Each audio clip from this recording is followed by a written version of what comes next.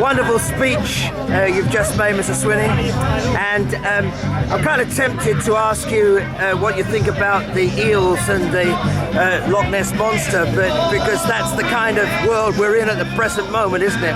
Well, it's a bit, the world is following a kind of odd Boris Johnson agenda, and but we're here today for a serious issue, which is about demonstrating the will and the confidence of the people of Scotland to determine their own future and to choose independence, and that's what today's all about. And I'm thrilled that so many people have come to Perth to do exactly that. It's a very nice turnout and a beautiful day. Now, can you fill us in a wee bit about the progression of the new bill for the new referendum? The bill is going through Parliament just now. It's under scrutiny by Parliament, and what that does is put in place all of the orderly arrangements that would be necessary for an independence referendum to be held. And it's important that we do that so that we take our time to create the legal foundations for a referendum, and then obviously with the benefit of the Section 30 order, then ask the question. So we're putting in place the groundwork, making the arguments, and events like today's help us to cement that argument.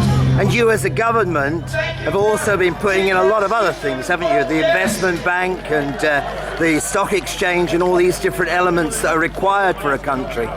During this week, the government set out our whole programme for government, looking at issues like climate change, the role of the investment bank, the significance of the infrastructure investment through the National Infrastructure Mission. These are all the things that a country has to do to make sure we're looking far ahead.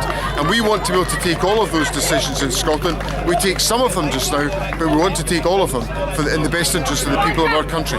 Yeah, because obviously you understand that I've interviewed a lot of different people, and there's quite an impatience within a lot of the people I speak to. And yet you really cannot be impatient for such a momentous decision as going independent. And after all, it took other countries quite a few years to get from being a subjected nation of the people south of our border to being absolutely independent and running their own affairs and economies.